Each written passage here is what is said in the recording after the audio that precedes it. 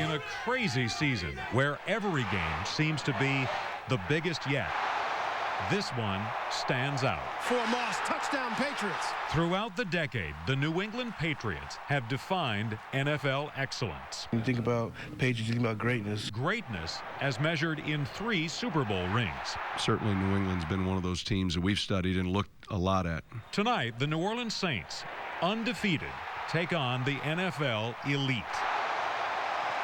Just as a national audience watched that magical homecoming 3 years ago when the rebuilt roof seemed to nearly come off the place. Testing, 1, 2, 3. But Saints public address announcer Jerry Romig may have put it best. For the players, the mission tonight is somehow different. This is their game. I think the Katrina homecoming was our game, everybody's. We were all part of that. Monday night, the New Orleans Saints have something to prove. Who dat? Who dat? Who dat? Say it on, beat them Saints. Who dat? Who dat? Who dat? You're watching the Saints Patriots pregame show. You're looking at a live picture of the Saintsations warming up inside the dome, getting ready for this big matchup tonight. Outside fans are on fire, and John Snell is with them. Yeah, one of our favorite banners here. I'll get my new friends Mike and Lance and their friends here. What do you have here, Mike? This ain't your mama's Saints. This ain't your mama's. And what inspired? We're back live outside the dome in the rain, but we're still having a great time. And if you've ever been to a Saints game, you know these guys. This is Al Dakan, Abdul the Tentmaker, and Moussie, Ricky Chasson. Hey, yes, ma'am. All right. You know, they joined us last time and really know how to boogie down. And tell us sort of how you got your name and had something to do with Buddy D.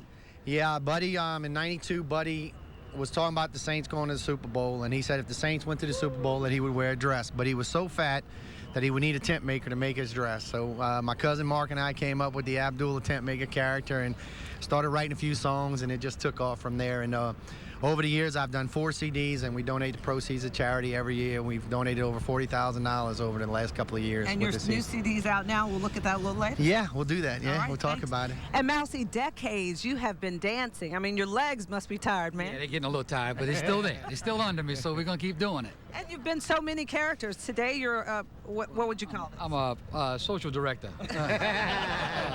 Pimp, I guess. I don't know. Well, we'll see you in the north end zone every game, getting down. So let's listen to them sing a little bit and see what they do. This one's called Bayou Beast. This is our new defense name. We're going to call it. Everybody been looking for a name for the defense. This one's called the Bayou Beast. Love it.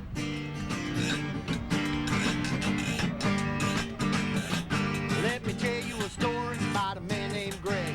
Created a monster, raised him from the dead. From the Mississippi River down to New Orleans, Williams gave birth to the Bayou Beast, saying, whoa, y'all, whoa,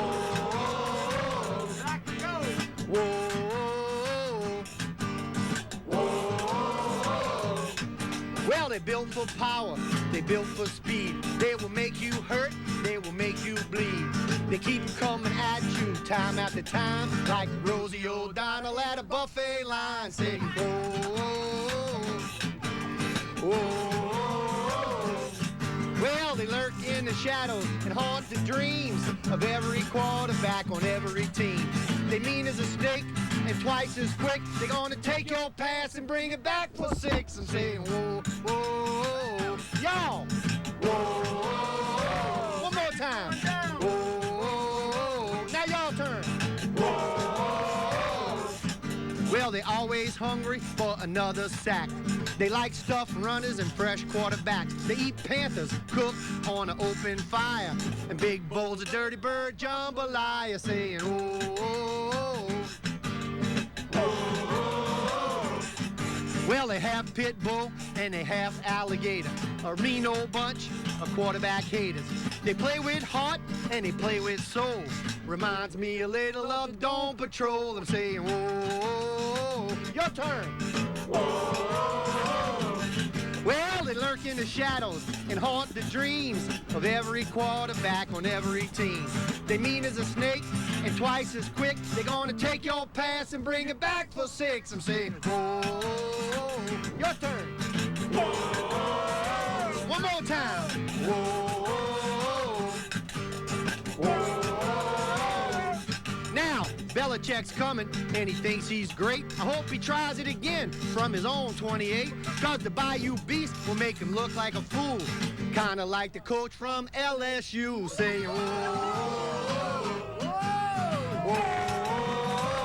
oh yeah. Oh, like a drum. All right.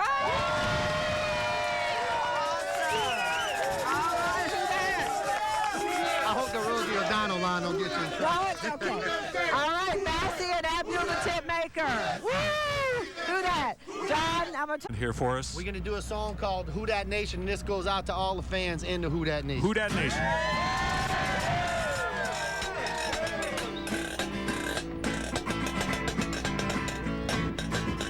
From the piney woods of Shreveport to the bayous of La Rose, every Sunday in the Superdome, wearing black and gold, we come into your city. Let's make one thing clear.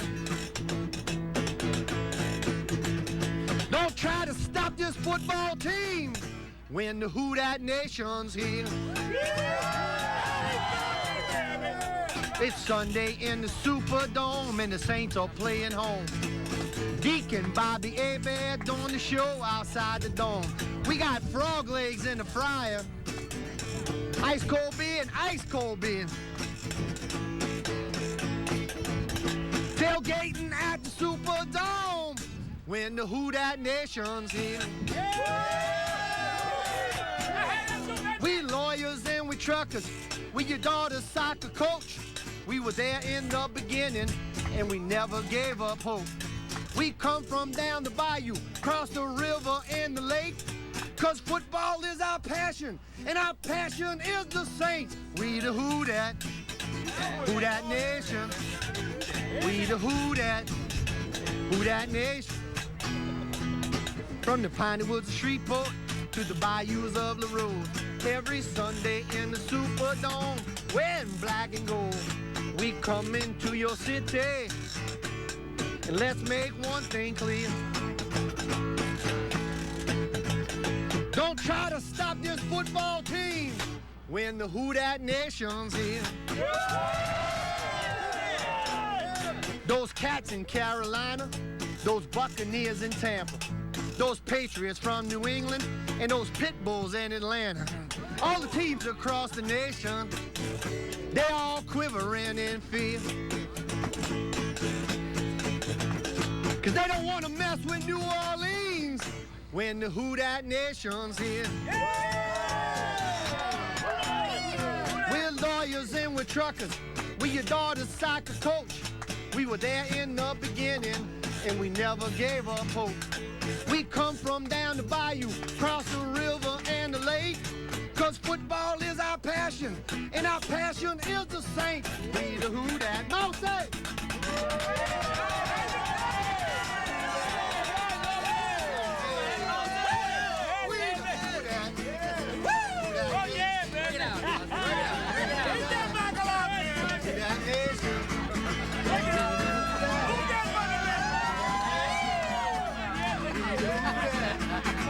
All right, Moussie and Abdul, a little taste of New Orleans, and we'll have more of our special edition of Fox 8 News coming up.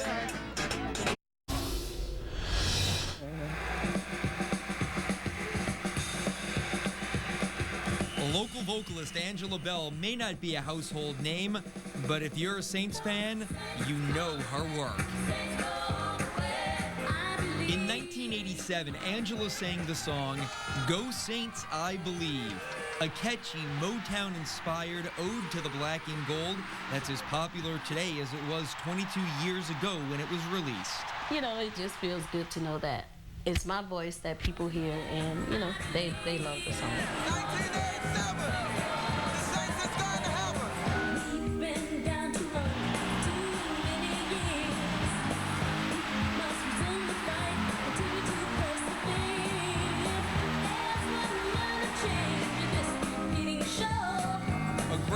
John Ehret High School, who studied singing at NOCA. Angela was recruited to sing the song by her older brother, Alvin Harrison. Harrison wrote the song, and it's easy to tell the lyrics were created by a diehard Saints fan. Just kind of wrote a story of how the fans have been trying to get a winner, the team, the whole bit, and that everybody needed to just took the I Believe and say, hey, everyone needs to really pull together and come out with a winner this time, help give them a push. The song was originally written to celebrate the accomplishments of the 1987 Saints, the first team in franchise history to reach the NFL playoffs. I see the playoffs, I reach out my hands. But the song's timeless sound and uplifting message ensured it would be something far greater than a late 1980s one-hit wonder. Go Saints, I Believe is now woven into the fabric of the New Orleans Saints community. Makes you feel great that you have created something that is going to probably be around as long as the Saints are around. You know, when the Saints are doing well, you're going to hear that song. I went to, I believe it was the Jets game that was played here at the Dome. And when I was walking to the Dome, I heard the tailgate playing the song, blasting it. And I'm like, that's me singing, that's me singing. And people are like, is that you really? Can I have your autograph? So I was kind of excited about it. As for Angela Bell, she still sings professionally in and around the New Orleans area, but she has one dream in regard to the Saints song she recorded 22 years ago. That's my, biggest dream, to do it at the Superdome, you know, during one of the home games and maybe even the Super Bowl. That's timeless. You know, I was 14 years. As long as it doesn't rain tonight, we'll be okay. Well, as you can see, Fletcher and I are bundled up, but two guys on the end, they're clearly tougher than we are because they came sans the coats. John Fourcade to my right, Brad Edelman to my left. We're going to start with John Fourcade to break down tonight's game. That's right. John, let's just start. You're a former quarterback, breakdown Tom Brady, one of the best quarterbacks ever. He's got to be in the same category as Montana and Elway, 3 Super Bowl championships. Why is he so special? Well, one, he's so special because I think he brings a lot to the table, not just football-wise. I think he brings a lot mentally-wise to the game of football. Yeah, he's got a core of players around him that sets the tone for how he plays. I mean, Brad, we could vouch for this. If you got a good quarterback, it makes your team a lot easier. And he's a great quarterback with the Peyton Mannings of the world, and that's what's going to click tonight. If he's on tonight, Saints beware. Can he pick on that depleted Saints secondary quickly? Well, yeah, the Saints got some injuries back there, some new players back there. If he starts freelancing like he's normally done lately with Moss and Walker right there, we're going to be for a long night tonight. All right, John, thank you. Now, Brad, he mentioned Wes Walker and Randy Moss, 2 big threats in the Patriots' arsenal. Tom Brady's got to be loving that matchup. Oh, of course he is. You know, they're going to go right after our defensive secondary. Randy Moss, certainly the deep threat. He opens up that offense for the Patriots. And when he takes the corner and the safety down the field, Wes Welker works just incredibly on the inside of the field. That can also make long catches. But Wes Welker, 15 catches last week, 200 and some odd yards, leading receiver in the NFL with 79 catches. So he's going to be quite a challenge for the Saints to cover up tonight. And they have a guy named Julian Edelman who's been playing a pretty good game himself. So, of course, Tom Brady, we have weapons on our side. They've got 3 class receivers.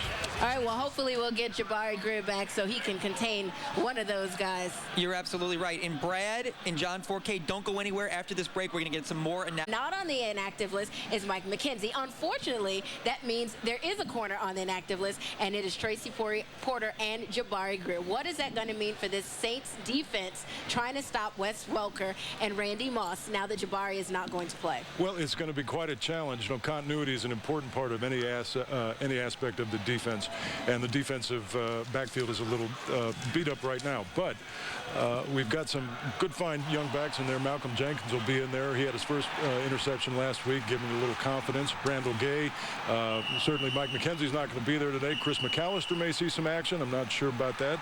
But, you know, one of the other important things for this defense, and especially our defensive backs, is going to be this pass rush.